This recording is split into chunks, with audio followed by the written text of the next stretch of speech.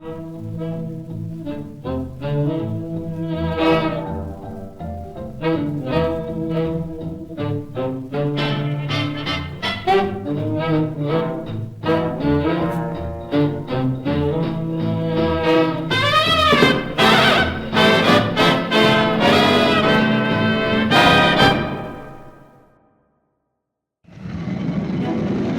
the first 7 episodes of this series, we followed the historic Carpentersville to Yorkville trolley system, traveling by bicycle, automobile, and foot from Carpentersville in North Kane County, through West Dundee, through the extensive street railway system of Elgin, then South Elgin, and the Fox River Trolley Museum, trekking across St. Charles, jacking through Geneva, booking through Batavia, and meandering through Mooseheart, North Aurora, and Lovedale.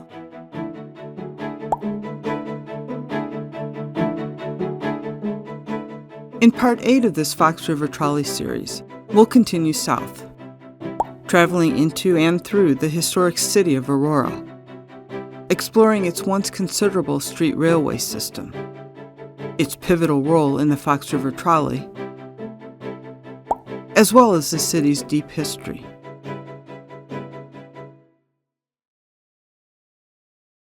In addition to the sources cited in our previous videos, principal sources for this video include historical newspapers, documents, and records archived at the Aurora Public Library. Aurora, City of Lights by Robert W. Barclay, published in 1957. Aurora in the Beginning by Vernon Derry, published in 1953. And Aurora by Jim and Wynette Edwards, published in 1998. In our previous episode, we completed our journey through Lovedale, along the west side of the Fox River, where the trolley once rode along the east side of Illinois Route 31, Lincoln Highway. Continuing south, we first passed stop number 8, about where the U-Haul rental facility and the Meineke repair shop stand. The next 2 stops, number 7 and number 6, are related to the chemical manufacturing plants that once stood here, the William F. Jobbins Corporation and Alba Manufacturing, makers of nitroglycerin and glue, respectively. And yes, the nitro plant did blow up at least once in 1914. Next up is stop number 5 at Indian Trail Road, the stop primarily used for Calvary Cemetery, on a small rise about 500 feet south of Indian Trail Road, today wedged between a Starbucks and the Carey's restaurant. About 1,000 feet further south brings us to stop number 4, near Park Avenue. Stop number 3 aligns with Colorado Avenue at the entrance to the Northgate Shopping Center. Another 1,000 feet brings us to the northern extent of the former Aurora streetcar system at Sunset Avenue, where an Advanced Auto Parts is situated today. At about this point, Lincoln Highway, Route 31, becomes North Lake Street. Remember that street name, as it figures into Aurora history. Streetcars would have stopped at most street intersections along this segment.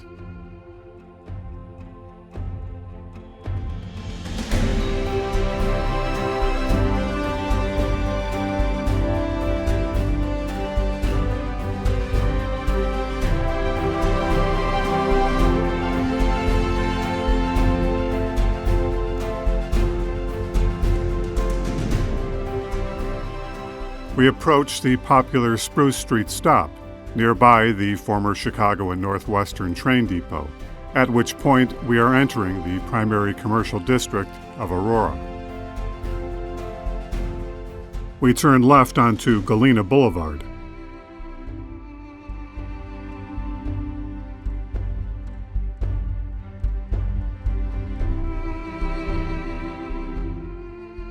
And then turn right onto River Street.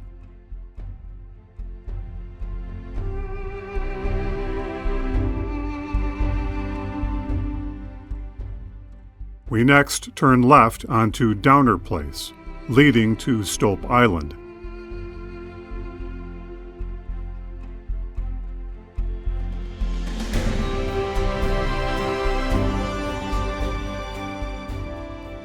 and the transfer station at Stolp Avenue. Like Fountain Square in Elgin, this short stretch of road on Stolp Island, leading from River Street on the west to Broadway on the east, was the axis mundi of the city's street railway system, as well as of the city itself. Most Aurora streetcars would pass along this path many times a day on their way to the far corners of the city, and where riders could hop on or off, or transfer to catch other lines. In its halcyon days, in the early 1900s, the Aurora Street Railway system consisted of 7 lines, traversing 18 miles of track, centered just east of Stolp Island at Fox and Broadway, with more than 10 miles of trackage on the east side of the Fox River and more than 7 miles on the west. Each line had its own purpose, destinations, and targeted clientele. The Claim Street South Lake Street line ran along South Lake Street on the west side of the river, where stood many factories, to Claim Street, Beach Street, and Front Street on the east side of the river, where many of the factory workers resided. The Lincoln Avenue Downer line, also known as the Blue Line, focused on white-collar workers, serving the upscale residences lining Downer Place and Lincoln Avenue. The New York Penn Line was a primary moneymaker and ran from New York Street on the east side to Pennsylvania Avenue on the west, thence to the Aurora Driving Park, a horse racing venue between Pennsylvania Avenue and Lake Street, north of Illinois Avenue.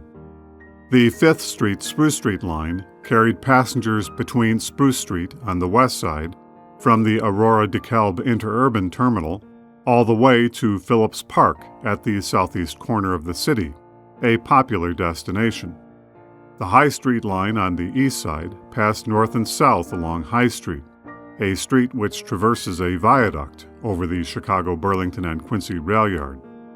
The Union Street line was constructed in 1909, built south from the New York Street line to 6th Avenue along Union Street. And finally, the last line to be added was the Downer Place line, which led from the Aurora College campus, now Aurora University, built in 1912, along La Grande Avenue, from Marseille Place to Downer Place, linking up with the Lincoln Avenue Downer Place line. The powerhouse and car barn for the Aurora electric streetcar system was located on the east side of the river, at the northwest corner of Water Street and Benton. The single-story brick building, conforming to the bend of the river, was about 190 feet wide by 195 feet long, with a massive octagonal chimney looming 155 feet in height, and with a masonry streetcar opening angled to the southeast.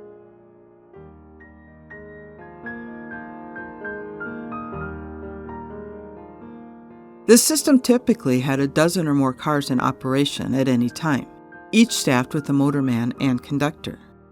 These workers, plus the mechanics, track and wire crews, yard crew, powerhouse operators, and office workers, likely tallied the track operations at nearly 100 employees.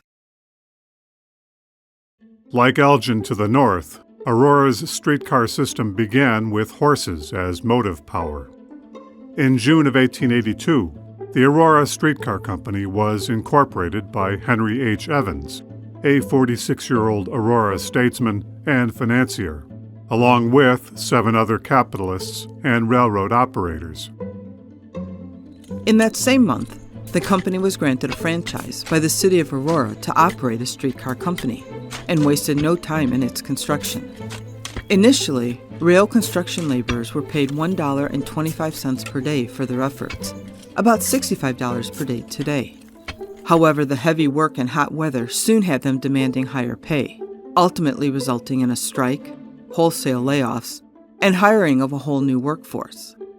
Regardless of the labor issues, the company managed to complete their horse-powered streetcar system by the 3rd week of September, inviting the Aurora mayor and aldermen for the first trip along the New York Street line, with one newspaper quipping, "Aurora thereby adopted the last ornament of city civilization." In the months that followed, a few additional lines were added, and horse-drawn cars were earning about $40 a day in revenue, about $2,000 today. The new company proved a success and profitable for its shareholders. By 1884, the Aurora streetcar system consisted of 6.5 miles of track, with 3 lines on the east of the city and a single short line on the west side. In the latter years of the 1880s, the company began experimenting with different forms of motive power. First, they imported a carload of mules from Texas to replace the horses. Then they began experimenting with electric-powered streetcars in 1889, trying out both wires and batteries to supply the electric current. By April of 1890, the streetcar company decided upon the use of electricity using overhead trolley wires. This would require the laying of a new track system with overhead wiring, the acquisition of a new fleet of streetcars, and the building of a dynamo electric power plant. The whole project was estimated to cost $250,000, about $10 million today, which simply proved too much for local investors. Instead, a new syndicate was organized in August of 1890, the Aurora Street Railway Company, to rebuild the street railway system, but financed by New York capitalists, Drexel Morgan and Company. In charge of the new enterprise was President Robert Bowman Dodson, 42 years of age, born in Kane County, Illinois, but then a resident of New York City, and locally driven by the youthful David A. Belden as the general manager, whom we met in previous episodes. The new company with a capital stock of $300,000, about $12 million today. The Aurora Street Railway Company prospered during the 1890s, as electric streetcars were the primary means of getting about town for both white-collar and blue-collar workers, on their way to jobs in offices or factories, for shopping in the downtown district, and for public events or leisure time spent in local parks. Business was so good that within the span of a few years, the company considered expansion, especially to the north, with aspirations of linking with Geneva, the Kane County seat. Meanwhile, other companies with similar ideas, such as the Elgin, Aurora, and Fox River Electric Railroad, began their own efforts to connect Elgin and Aurora with an electric interurban. Interestingly, this new enterprise was led by Henry H. Evans, as well as Elgin Mayor William Grote, among other local industrialists. Needless to say, the Aurora Street Railway would have none of it, and quickly came to loggerheads with the new corporation in the Kane County courts. To fend off these competing ventures, it was at about this time in the mid-1890s when the management of the streetcar companies in Aurora and Elgin agreed in principle to consolidate under a single company with a single mission of extending and linking the Elgin and Aurora streetcar systems from Carpentersville in the north to Yorkville in the south. As the scale of this new enterprise stretched beyond the funds of most local industrialists, as with the Aurora Street Railway, funding was again sought from New York financiers. Born out of the Aurora and Elgin streetcar systems in 1895 was the Carpentersville, Elgin, and Aurora Railway, with plans to extend northward from Elgin to Carpentersville and south to Geneva. Moving quickly, the Elgin Company had electric trolleys running to Carpentersville by the middle of 1895 and south to Geneva by the middle of 1896. From Aurora came 2 new interurban companies, the Aurora and Geneva in 1896, and the second company was the Aurora, Yorkville, and Morris Railroad in 1897. After incorporating in 1896, the Aurora and Geneva, led by the unsinkable David A. Belden, quickly completed the line as far north as Batavia by the end of 1896. However, he soon ran into a legal buzzsaw attempting to enter into Geneva, not completing that 2-mile segment until the first few months of 1901, a topic we've covered in great depth in previous videos. The Aurora, Yorkville, and Morris, meanwhile, extended south, starting in 1897, completing the line to Montgomery and the newly established Riverview Park by 1899, and then further to Oswego and Yorkville by the final months of 1900. But of course, viewers will recall that in 1900, a Cleveland syndicate had by then taken notice of the Fox River trolley system, with plans to leverage it for a much larger interurban, extending westward out of Chicago, nearly 40 miles, to Elgin and Aurora, via a hub in Wheaton, creating a massive transportation triangle, and linking up 3 major metropolitan areas in northeastern Illinois.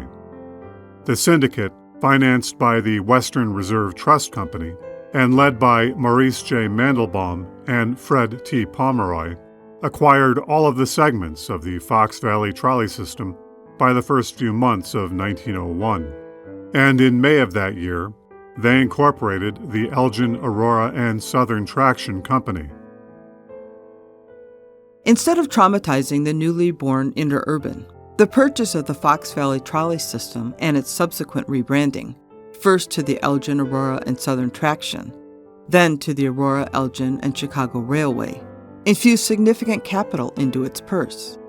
It also provided for a much more seamless and integrated regional transportation system, synchronizing train schedules, equipage, and customer experience in a way that would not have happened where different segments were owned by multiple operators. The new Cleveland owners were also more experienced in this transportation game than their Fox Valley counterparts, and so were able to hit the ground running, and built their Great Third rail system from Chicago to Aurora and then Elgin within the span of a few years, opening in August of 1902 and fully completed by the spring of 1903. Arguably, too, the Cleveland Syndicate lent more gravitas to the Fox Valley system, encouraging other operators to build on theirs, expanding south, east, and west from Elgin and Aurora. Aurora, in fact, saw 2 new electric interurban connecting lines emerge, following the purchase by the Cleveland Syndicate, tying into the AE&C. The Joliet, Plainfield, and Aurora Railway came into being in 1903 and was running electric trains from Joliet to Aurora by October of 1904. The Chicago, Aurora, and DeKalb Railroad arrived in 1905, providing a link westward to Maple Park, Cortland, and DeKalb City. In fact, Aurora was a railroad hub for more than 40 years, from the early 1880s to the 1920s, hosting 4 electric railroads, including the Fox River Division and the AE&C, and 4 steam engine railroads, the Chicago, Burlington, and Quincy, the Chicago and Northwestern, the Elgin, Joliet, and Eastern, and the Illinois, Iowa, and Minnesota Railway, later the Chicago, Milwaukee, and Gary. This topic is so extensive that we intend to explore it in a separate upcoming video documentary. The Aurora streetcar system under the AE&C enjoyed good patronage during the first few decades of the 20th century. On Aurora's multiple lines, trolley cars typically came by every 15 minutes during peak hours in the morning and late afternoon, and every 20 minutes during off-peak hours. The fare was 5 cents for many years, about $1 today, and so it was a convenient, reliable, and reasonably priced service, used by both high-income and lower-income members of the community. In 1915, Aurora unexpectedly became the administrative center of the AE&C when the company's headquarters in Wheaton suddenly burned down during the early morning hours of March 24, 1913, as a result of a direct lightning strike in the midst of an early spring thunderstorm. Company papers and records were temporarily moved to the newly constructed Wheaton Station building in Wheaton, as well as a few nearby offices. But with no plans to rebuild in Wheaton, in 1915, the railway took up residence in the former Hotel Arthur, one of the nicest and tallest buildings in Aurora, at the northwest corner of Galena Boulevard and Broadway. The company leased the top floors for their administrative affairs, while the first floor housed the AE&C's Aurora Terminal, which included a ticket office and diner, and which also served other connecting lines into and out of Aurora. The building became known as the Traction Terminal Building, and it served as the interurban's headquarters for the next 2 decades.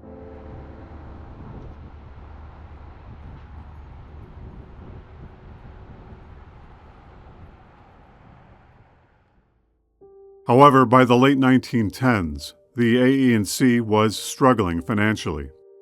The railroad had made many capital improvements during the previous few decades, but was unable to raise fares, whether restricted by the Interstate Commerce Commission or by long-standing franchise agreements with cities and towns. And underpaid railway workers, motormen, conductors, maintenance and repair workers, agents, most making less than 50 cents per hour in 1919, the equivalent of $9 per hour today, started to demand higher wages, putting more financial strains on the company. This challenging financial environment led to the AE&Cs going into receivership by August of 1919. As part of the receivership proceedings, the company was partitioned and sold as two separate entities, the 3rd Rail Division being sold and renamed as the Chicago, Aurora, and Elgin Railway in 1922, and the Fox Valley Trolley System being sold and rebranded as the Aurora, Elgin, and Fox River Electric Company in 1923. Following this restructuring, Aurora still had strong ties to both companies, as the CA&E headquarters and terminal continued to reside in downtown Aurora, at the Traction Terminal building, while the AE&FRE had both a trolley streetcar system and electrical power plant within Aurora. Initially, the fresh infusion of cash that proceeded from the AE&FRE acquisition by the Western United Gas and Electric Company resulted in new rolling stock and improved infrastructure for the railway. The future looked reasonably bright for the company in the early to mid-1920s, as at about this time, streetcar usage peaked in the U.S. By the mid-1920s, the city of Aurora was going through some significant topographical changes. Up until this point, since the arrival of the McCartys, a single bridge spanned the Fox River at the city center, at Downers Place and Fox Street, but it had long been dreamed of to have at least one or two more paths bridging the two sides. The first of these was the Benton-Holbrook Street Bridge, built in 1925, made of concrete. The second was the Main Street Galena Boulevard Bridge, also made of concrete, built the following year in 1926. The construction of the Benton-Holbrook Bridge raised the road levels leading to the bridge by 4 feet, meaning that the approach and entrance to the AE&FRE car barn at Benton and Water Streets was rendered effectively unusable.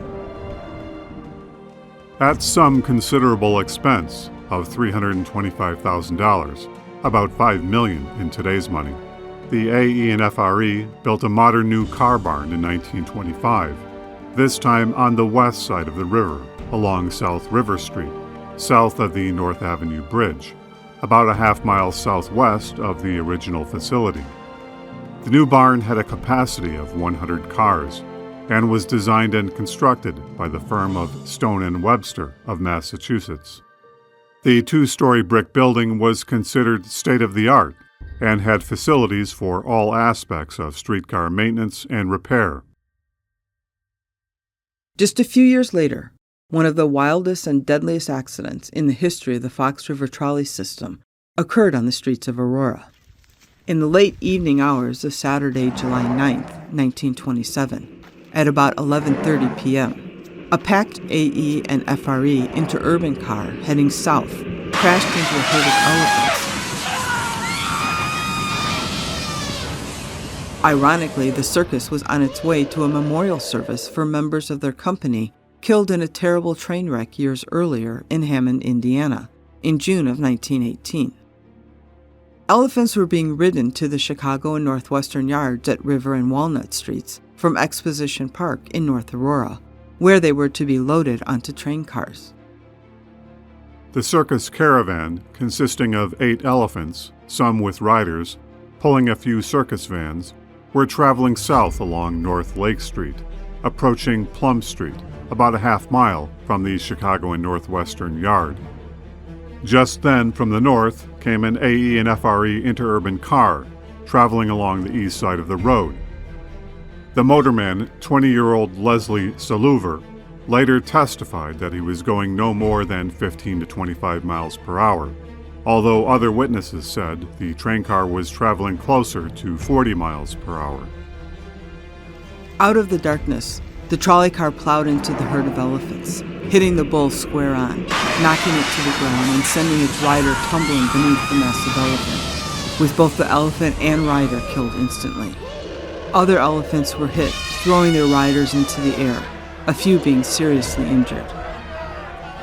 In the ensuing melee, 3 of the elephants broke from their restraining chains and rampaged through the streets of West Aurora, with dozens of circus employees in wild pursuit for more than an hour before the frightened animals were captured. The accident resulted in the deaths of 2 circus workers, both riding elephants.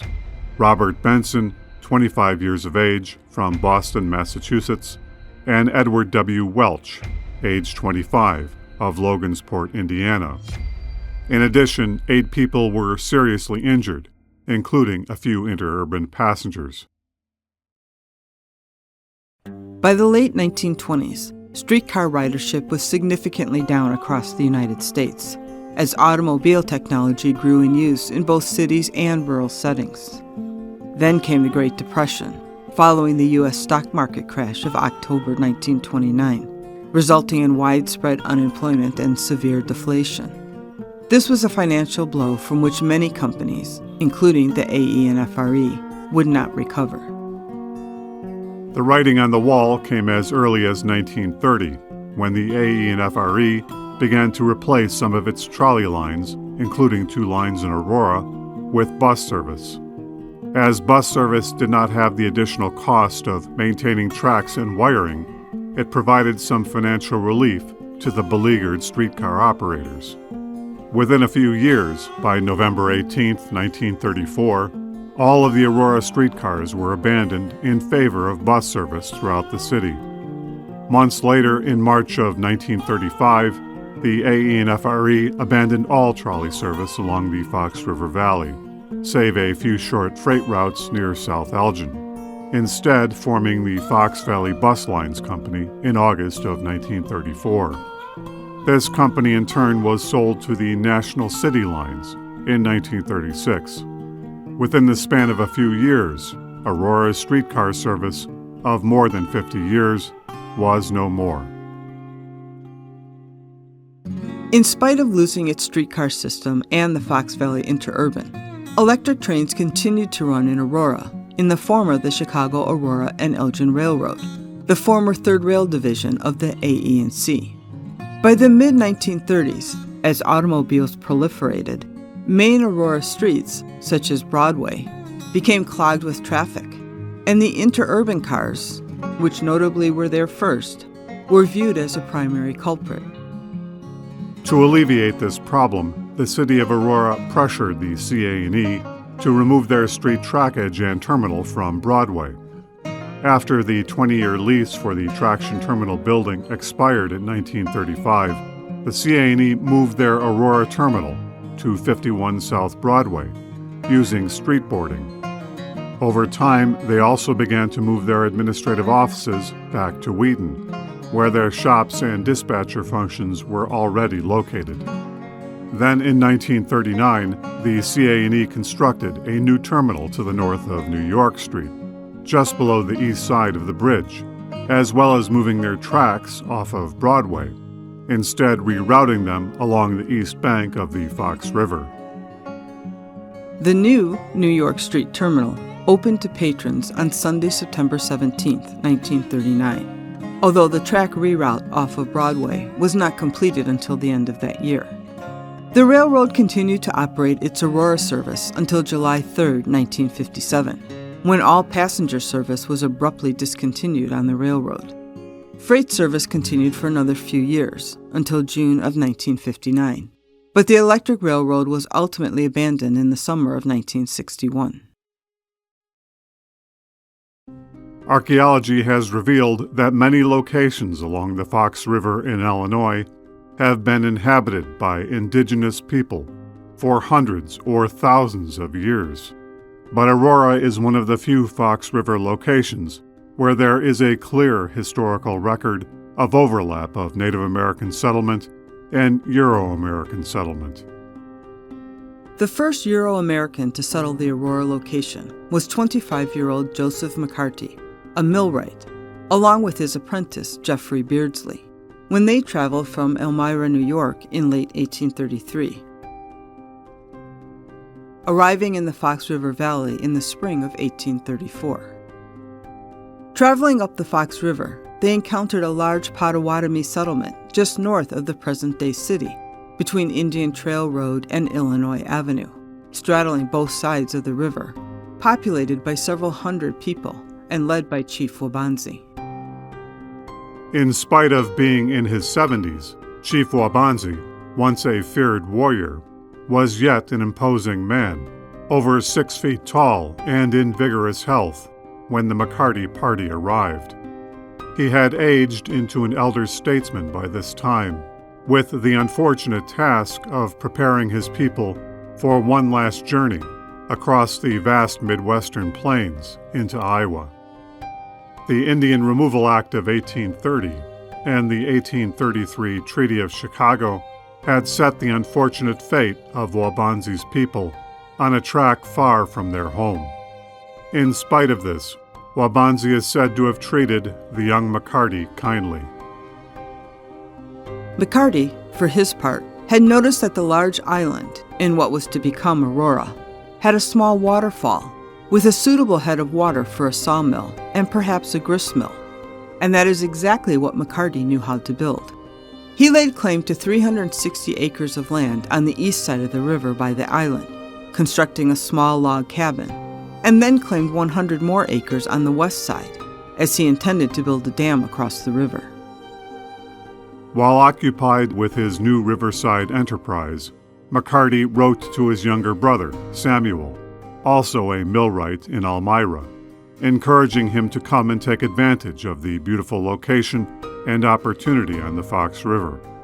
Samuel soon set out and joined his brother in November of 1834. The two brothers, along with Jeffrey Beardsley and help from other settlers, raised the sawmill on the east side of the river. Meanwhile, another colonist, Zaphna Lake, arrived a few months after Joseph in 1834 and purchased Joseph McCarty's west side claim, as well as 300 additional acres of land along the west bank of the Fox River. Other settlers and colonists followed in subsequent months, drawn in by the favorable location and McCarty's new sawmill, which was vital to building early structures in the settlement. The year 1836 was something of a turning point for the small colony. While settlers drew up the first plat of the village, encompassing 40 acres of land, from Flag Street to the north, Benton to the south, and from the Fox River to Root Street to the east. Their neighbors to the north, Chief Wabanzi and his people, began their long and dangerous trek westward across the northern plains of Illinois, over the imposing Mississippi River, then across the Iowa Prairie to the Council Bluffs area on the east bank of the Missouri River. That same year, Samuel McCarty and other settlers built a wooden bridge across the Fox River. They then spent many days creating roads between the settlements at Naperville, 10 miles to the east, and Little Rock, Illinois, 15 miles to the west, cutting down trees and brush and building log bridges along the path. McCarty then convinced the U.S. mail contractor to divert the Chicago to Galena State Road, then passing through Montgomery, or Grays, to the south, and instead using their newly created road through McCarty's mill, offering in exchange free room and board to the stagecoach drivers and their teams for the first month. This enterprising maneuver worked. The mail route was moved and Aurora's destiny was set. Meanwhile, Zaphna Lake, on the west bank of the river, built his own sawmill, and a small settlement grew around it, sometimes referred to as Hartford, later platted as West Aurora in 1842. The two hamlets, established by Lake and McCarty, looming on opposing sides of the river, were to spend the next 20 years or more in habitual competition for ascendancy. The next few years saw more signs of civilization emerge within the McCarty settlement. The first school was established on the East River bank at the foot of Claim Street. A U.S. post office was established in 1837 with the name of Aurora, perhaps at the suggestion of McCarty's cousin, Elias D. Terry. 2 small factories sprang up, one being built by the newly arrived Joseph Stolp, who built a wool carding mill on the north end of the island, while a second was built by George McCollum, establishing a plow and wagon factory. Challenges for the small hamlet were recurring as well. In what was to become a seemingly biennial event, the wood bridges spanning the river were swept away in the 1837 spring thaw. Over the next several years, the small hamlet saw only modest growth, incorporating as a village in 1845, with a population just surpassing 100 residents. The next major stimulus for the village was the arrival of another type of road, the railroad. In the early months of 1849, the Illinois General Assembly granted charters to 3 fledgling railroads. These were the Aurora branch, from Aurora to Turner Junction, the Peoria and Oquawka, from Peoria to Burlington, and the Northern Cross, from Quincy to Galesburg. The Aurora branch was completed in the latter months of 1850 and proved to be a huge boon to McCarty's modest settlement. The population quickly ballooned to more than 1,200 residents, with new schoolhouses and churches quickly following. By 1855, the modest Aurora Branch Railroad, through extensions and mergers, had expanded across northern Illinois to Burlington, Iowa on the Mississippi River, becoming the Chicago, Burlington, and Quincy Railroad. Aurora became the new railroad's center of operations, which meant the addition of huge shop facilities, rail yards, and roundhouses. Taking advantage of the new railroad, local industry also flourished, and new and bigger factories were built close by the rail yard. All of this activity resulted in thousands of new workers along with their families, Aurora's population exploding to more than 7,000 inhabitants by 1857. With this growth came the construction of more schools and churches, the creation of social organizations, newspapers, and of course the establishment of breweries, and the ensuing imbibing of their fermented products. The once modest village scrambled to keep up with the expansive growth of industry and population, and incorporated as a city that same year, subsuming the village of Aurora, as well as Lake's village of West Aurora. Benjamin F. Hall, founder of the Aurora Beacon newspaper, was elected as the city's first mayor. Aurora's first decade as a city saw the creation of the Clark, later Jennings Seminary, in the southeast quadrant of the municipality, anchored by a monumental 5-story building. In 1861, the fledgling city built an exceptional City Hall building, a 2-story masonry structure with a 3-story adjoining bell tower. The landmark was carefully placed near the center of Stolp Island, neutral ground in the never-ending sibling rivalry between Aurora and West Aurora. Covered wooden bridges on both sides of the island provided protected passage into this neutral zone. By the 1870s, iron bridges had replaced the covered wooden bridges, one being shipped upriver to serve the community of North Aurora. Aurora then boasted 180 businesses, a wide variety of retailers, services, and factories.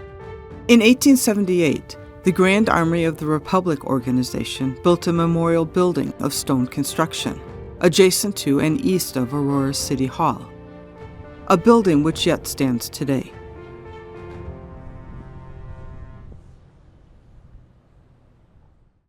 The 1880s saw the creation of Aurora's first public library, initially housed in the aforementioned Grand Army of the Republic building. The first telephones were installed by the Chicago Telephone Company in 1881, single party lines with an annual charge rate of $125, about $6,000 today. That same year, Aurora became an early adopter of electric technology, signing a 5-year contract with the Aurora Electric Light and Power Company. This local enterprise provided the city with 16 2,000 candle power electric power lamps, placed atop elevated towers over 150 feet high. It was considered to be a technological marvel for its day, although the lofty light placement could be somewhat unsettling.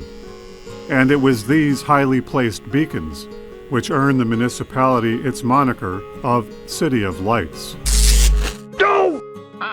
Crap! Later street lighting provided by the city brought illumination down to the street level. Two new steam railroads entered Aurora in the 1880s, both entering to the west of the city.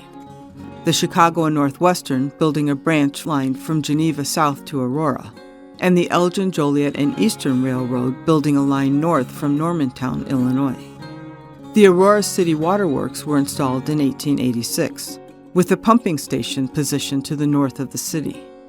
That same year, the Aurora Hospital Association, the first public hospital, was organized, with rates at an astonishingly affordable $1 per day, about $47 today, which included room and board and all medical care. By the early 1900s, Aurora's population exceeded 24,000 residents. In 1904, the Aurora Public Library moved from the Grand Army of the Republic building into a stately new structure at the south of Stolp Island, built at a cost of $50,000, about $1.4 million today, with a substantial portion of the funding provided by the Andrew Carnegie Foundation. New concrete bridges were constructed over the east and west channels leading to Stolp Island in 1908 and 1909, replacing the iron truss bridges that had served for a few decades. By the early 1920s, Aurora had more than 36,000 residents. A central point of entertainment for residents was the amusement area on the north end of Stolp Island, which included the Rialto Theater, built in 1919, replacing the Sylvandale Dance Hall.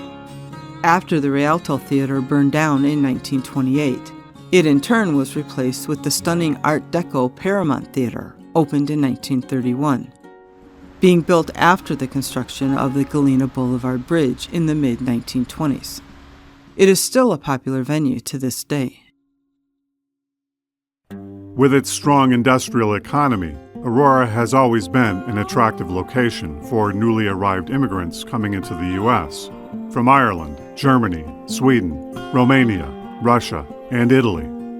One of the last great immigrant waves into the city was from Mexico, starting as early as the 1910s, moving into neighborhoods by the CB&Q car shops and the eastern edge of the city, and boosting Aurora's population to more than 46,000 people by the 1930 U.S. Census. In spite of Aurora's population growth into the mid-1900s, the city began to fall on hard times as old factories and institutions began shutting down, a result of the Great Depression, as well as an aging economy and infrastructure. The railroads, including the CB&Q, the C&NW, and the EJ&E, which had long bolstered Aurora's industrial base, were themselves struggling against competition from expanding use of passenger automobiles and long-distance trucking. The central shops of the CB&Q were finally abandoned in 1974, moving to Galesburg, Illinois, after the CB&Q merged with the Burlington Northern Railroad. By 1980, with the flight and failure of key industries, Aurora faced high unemployment, which fostered the rise of street gangs and high crime rates. However, since the early 1990s, Aurora has experienced a renaissance in its economy, its infrastructure, and its civic pride. Like Elgin, another Fox River city to the north, Aurora took advantage of the 1990 Illinois legislation that allowed for riverboat gambling casinos, especially as its unique downtown location, set upon Stolp Island, made for a perfect application for this new law. Construction for the Hollywood Casino at the north end of Stolp Island began in 1992 and completed in June of 1993, the project costing $70 million, about $170 million today. It was the first major development in Aurora's downtown area in 20 years. Another turning point was the purchase and redevelopment of the abandoned CB&Q Roundhouse in the northeast quarter of the city in 1995 by Chicago Bears running back legend Walter Payton, along with a group of partners. The restoration and rehabilitation of this iconic structure into a revenue-generating restaurant and venue gave Aurora yet another entertainment destination. The Two Brothers Brewing Company purchased the Roundhouse restaurant 16 years later in 2011 as a place to feature their well-crafted brews. Since then, Aurora has continued to grow and evolve, with a population exceeding 180,000 residents, being the second largest city in Illinois. And it has managed to accomplish some big city infrastructure improvements in the last dozen years or so. In 2012, for example, both the East and West Downers Place bridges, showing their age of more than 100 years, were replaced with elegant new concrete bridges in harmony with early 20th century design. In 2015, the city constructed the Richard and Gina Santori Public Library building at Benton and River Streets, an expansive repository of knowledge and learning for the community. They have also created an exceptional new park and entertainment venue to the north of the downtown area at River Edge Park, featuring the John C. Dunham Music Pavilion and a new pedestrian bridge of inspired design. And the 30-year-old Hollywood Casino, which jump-started Aurora's rebirth, is currently going through its own renaissance, building a brand new entertainment and hotel complex closer to Interstate 88 to the northeast of the downtown area, expected to open in the first half of 2026. Returning to our journey through Aurora, replicating the path of the Fox Valley Electric Interurban, we take up from Downer Place, heading south along River Street.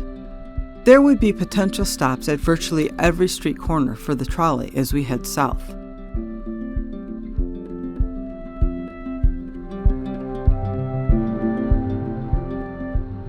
We pass by the former site of the 1925 car barn on our left as we head past the North Avenue Bridge. The trolley line would have been double-tracked all along River Street, as this was at one time heavily trafficked for factory worker transportation.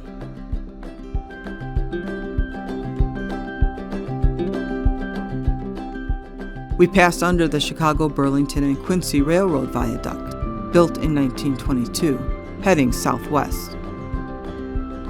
We next pass under the Elgin, Joliet, and Eastern Line Viaduct, where the trolley line immediately turned west following Sard Avenue.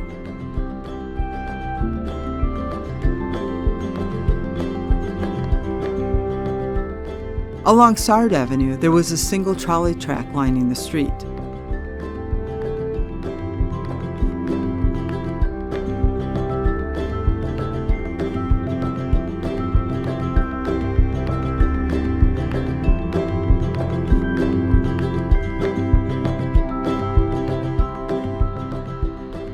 Finally, as we and the former trolley line merge back into Main Street, we reach the southern extent of the Aurora city limits, and the place where we'll end this segment of our journey. In our next episode, we will traverse south into Montgomery, passing the former site of Riverview Park, a major entertainment venue for the first 2 decades of the 20th century. As always, many thanks to our Be Historic channel community, our subscribers, our Super Thanks contributors, our generous Patreon supporters, and other benefactors. If you're enjoying these videos, please remember to like, subscribe, comment, hype, and share. And if you're so inclined, consider supporting our channel via Patreon. Thank you for watching, and we'll see you, in a manner of speaking, in our next video adventure.